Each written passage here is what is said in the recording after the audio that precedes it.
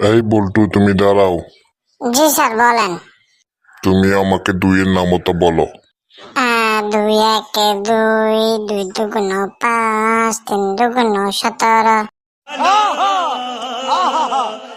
এই থামো থামো, কি আবল তাবল বলতেছো এগুলা? 2 দুগুণ 5, 3 দুগুণ 17 কিমনা হয়? স্যার ওইটা আপনি বুঝবেন না।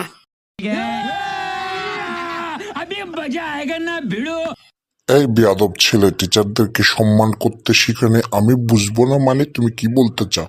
স্যার আপনি আমাকে বকা না দিয়ে আমার আম্মুকে ফোন দিয়ে বকা দিন। समझ रहे हो समझ रहे हो आप কেন? বেয়াদবি তো তুমি করছো, তোমার আম্মুকে কেন ফোন দিয়ে বকা দিব?